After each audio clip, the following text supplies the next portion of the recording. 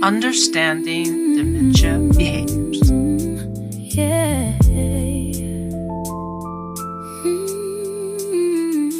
Vlogging pod starts like a conversation. Cup of coffee with no destination. Just voices trying to understand what's happening across this land. From your stories told to the pages turned. Every question, every word, supported by SheSharesStudios.net. Hello, and welcome to the Vlogging Pod. Today, we're continuing our Dementia Awareness series with Dementia educator and advocate Kathi Miracle. Kathi, now, for those who may be joining us for the very first time, could you take a moment to introduce yourself and tell our listeners a little bit about your background and your passion for helping individuals and families navigate the dementia journey? Well, thank you for having me again. I love being on your show. Happy to introduce myself. I am a native of Colorado. My office is out of Denver, Colorado. I have worked in senior living, focusing on dementia almost my entire career. I usually say there's not much I haven't seen, although then something else new pops up and I'm like, oh, okay, I guess there is. And so it's always an interesting and challenging journey for professionals. So I know it's an interesting and challenging journey for families. I will tell people you either love working in dementia care or you hate it. And the only in between are the families who have to travel that journey because they simply have no choice. So I founded Silver Tsunami a couple of years ago to really better educate families to travel this journey easier with better knowledge and with great resources. Awesome. I picked the wrong moment to suck down some water. No, you're fine. I paused my mic and thought, this is an opportunity to drink some water. Little did I know. I'm so sorry. No, you're fine. What I was going to say before I was spitting that water right back out was one of the most difficult parts of caring for someone living with dementia is understanding changes in their behavior. What may seem confusing or even frustrating to family members is often the result of changes taking place within their brain. Today, I'd like to take a time to spend some time talking about those behaviors and why they happen, how families can better understand and possibly respond to them. So this is probably one of the topics I get asked to speak on the most, whether I'm at conferences or training professionals or talking to families.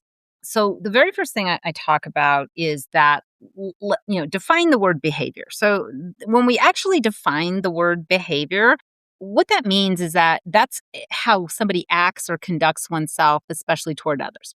It is the way, an animal or a person acts in a response to a particular situation or a stimulus. And it's also the way in which a natural phenomenon or machine works or functions. Somehow, the word behavior has been negatively linked to people with dementia, toddlers, and sometimes intoxicated individuals. And so, I always, when I do training, I like to really refer to it more as an emotional expression. But through this, because I know we're using the word behavior, I'll refer to it as behavior. But really, what I tell people too is 80% of the behaviors people see is actually triggered, is actually because of the person interacting or their environment. Only 20% of behaviors actually come from a dementia diagnosis. And so if we learn to change how we are approaching someone or change the environment, we actually can minimize behaviors significantly. When I was in senior living and I ran memory care buildings, you could walk through my building just about at any time of day, especially I loved when tours would come in at sundowning hours because you wouldn't see my residents having behaviors because my staff was trained on what to do. So when we look at that 80% of, what triggers a behavior, those four things are communication, approach, medical need, and environment. So the easy one to start with is an environment. I've had people say, oh, George is having, he's really agitated. And I would go down and the TV's going, the radio's going, a family's having a lot of people. And I'm like, whoa, look at the environment George is in. How about we redirect George into a calmer environment? So overstim and it's also why I never can understand why someone will do a cognitive assessment on an individual in an emergency room. I'm like, "Oh, overstimulated stress. Mm. So much going on. They're in pain. They're in crisis. That's when you're gonna choose to do a cognitive assessment? Okay. I don't think the score is valid, but alright." So environments really do matter. Even somebody as I actually had somebody say that if somebody's in a very quiet environment, like there's no stimulation at all, like you go completely to the other end of the spectrum, can that cause a problem? And so one of my colleagues and I decided to sort of test it out. And there was a day we decided, okay, for 8 hours, we're not going to do anything. We're just going to sit on the couch. And for busy Mm. people, they're like, oh my God, I would take that day. And that's what I was like, I'll take that day. But we said, you can't play on your phone. You can't watch TV. You can't listen to the radio. You can't read a book. You're just sitting there. And for the first, I don't know, hour and a half, it was kind of pleasant. I just watched a squirrel play outside. But then all of a sudden, I was like starting to count the dots in the ceiling. I was starting to just trying to entertain myself. And by the end of the 8 hours when my family came home, my husband was like, "You were a bit testy and cranky. You really were." So for individuals who, they live alone and a family member shows up to bring them food or help clean their house or something, and they get snapped at them, it could possibly be that they're in an understimulating environment. So you want to try to find that balance between an overstimulating environment and an understimulating environment so that you can keep the person balanced. Another thing is a medical need. I've seen people who are in pain, and because of that pain, they become very agitated. And I had a daughter one time. She's like, "Oh, my mom's not in pain." I said, "Oh, I think she is." And she's like, "No, and I said, well, so families will say, they'll ask these yes or no questions. And the most common word we hear from the time we're born till the time we die is the word no. So we're conditioned, to like, I'm a car dealership. I walk up to you, you're looking for a car. Before I open my mouth, you're ready to say, no, I'm just looking. I haven't even said anything, right? And so we're conditioned as individuals to say no. And so when we start saying, are you in pain? No. Are you hungry? No. Are you thirsty? No. And we're asking these yes and no questions. And when it comes to medical need, that's really, really, really dangerous. And somebody may be taking an over-counter medication, and what they need is a scheduled one, or they're on a 200 milligram scheduled pain med, but what they really need is a 400 one, or an infection arises. And people get Mm. agitated very quickly with like a urinary tract infection, or when COVID existed, or pneumonia. They get very agitated very quickly and they get very confused. So medical needs can actually trigger behaviors. How somebody approaches a person with dementia. I tell people, don't ever, ever, ever approach somebody from behind, because their line of vision is really about 45 degrees to the right of them and 45 degrees to the left. And if you're approaching from behind, they don't know you're approaching, and they don't know, and you tap them on the shoulder, they could turn around and pop you one because they didn't know. Mm. I'll tell people, put your hands in fists and put it up by your eyes. And I'll walk directly in front of the person and I'll say, tell me when you can see me. And I'm like in their personal space, almost nose to nose before they can see me. And what that really sort of represents is glaucoma or cataracts. That person's vision is starting to diminish, and they're not going to see somebody approach from the front. And people, a lot of times, especially professionals, they walk so fast that they approach the person too fast, and the person's brain does not have the time to process what's happening, so they become startled. And Mm. so approaching them slowly from a 45-degree angle with your hand outstretched, because for somebody like you or I, when someone you don't know gets in your personal space, we usually back up. If they do it again, we sort of back up. If they do it again, you kind of put your hand out, kind of like, I need you to stay with this. Yeah. Not comfortable, right? And so our personal space is 3 feet. For the person with dementia, their personal space is 6 feet. It's their 3 feet and your 3 feet. And if you get into their personal space, they don't back up, they just start defending it. And that's where I see a lot of resident to resident altercations that happen in professional communities, is because, the little lady is trying to fix the handkerchief in the man's shirt pocket and gets too close and he hits her or he pushes her because he's defending his space.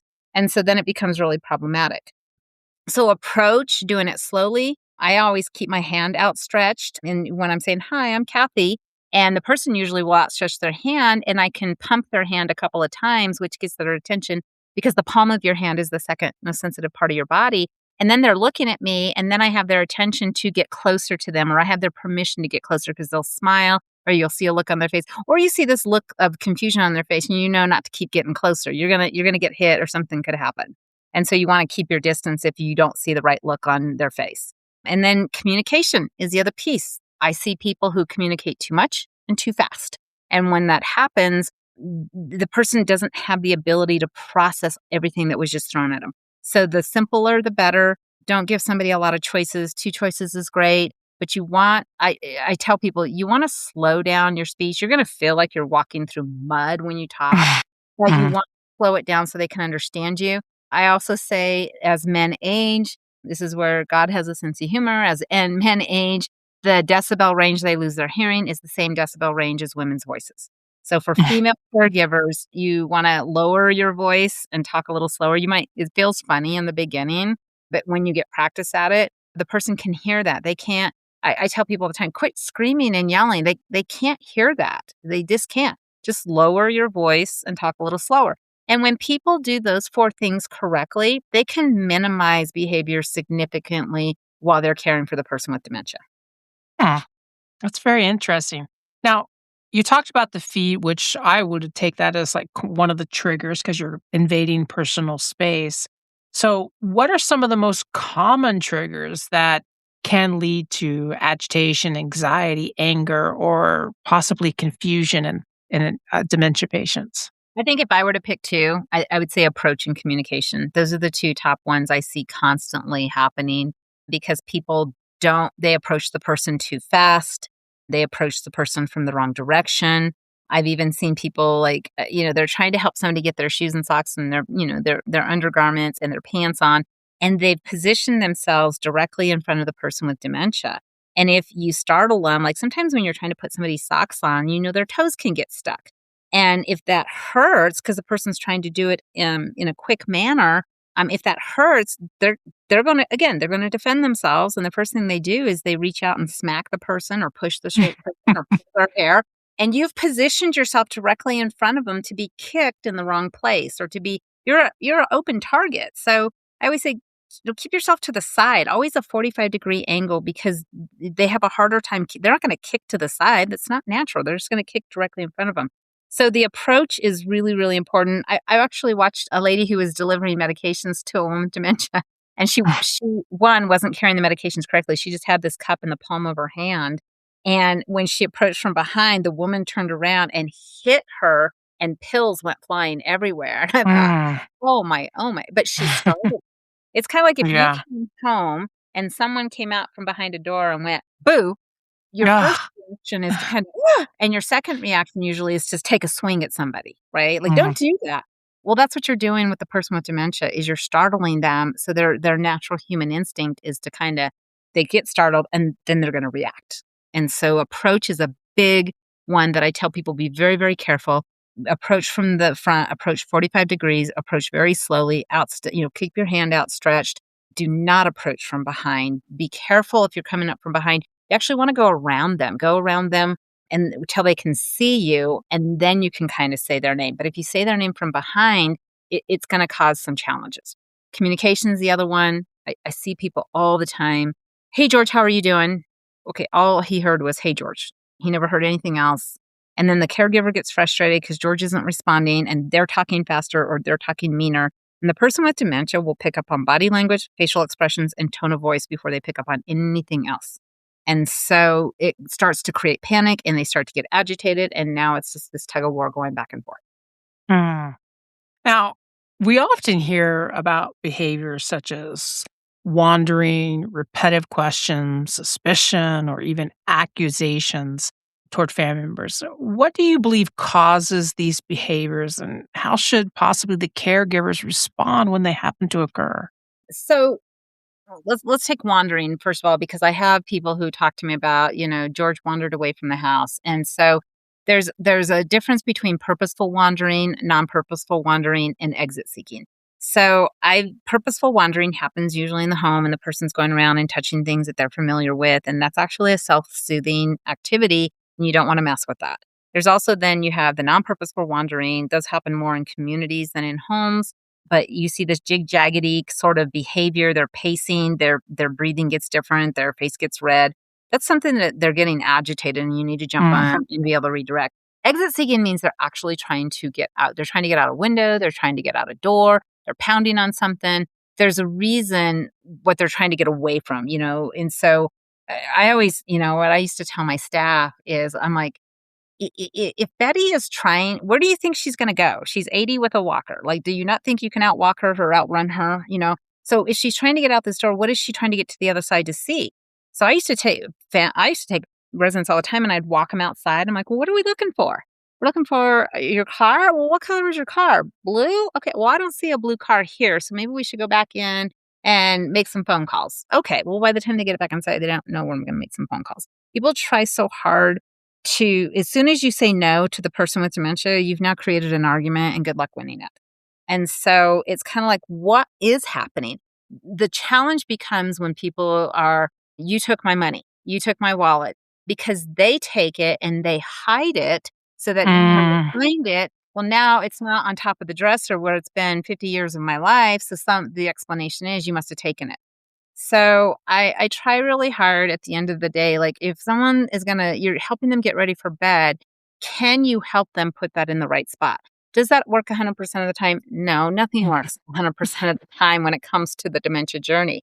And so the more consistent routines we can create for people, the better. There's people who will say, you're not my husband, because as we age, they no longer maybe understand the person in front of them is a spouse they've been married to for 50 or 60 years, because what they remember in their head is when I was younger.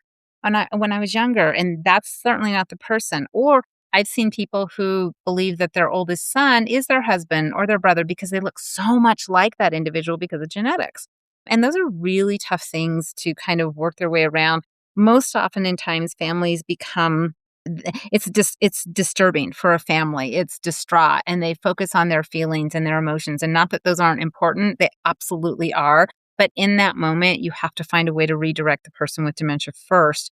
And unfortunately, as a caregiver, we have to put how we're feeling and how we react in the situation on the back burner, because the person with dementia has brain damage. You can't negotiate with them. You cannot try to convince them of otherwise. And when you try to do those things, you're just going to enter into an argument. And again, you won't win. So in those moments, I really try to find someone to talk about the topic, or to talk about something that, you're not creating this argument. You're not creating this tug of war. And so like if someone's saying, I can't find my wallet, instead of saying, well, you must have hidden it. Well, no, I didn't. Yes, you did. No, I didn't. It's, oh, well, tell me about the wallet. What color is it? Okay. How big is it? And what do you believe is inside of it? You're talking about the topic. Okay. And where do you think you put it right here on the dresser and it's not here? I have no idea what could have happened, but I will help you look for it. So we can talk about the topic.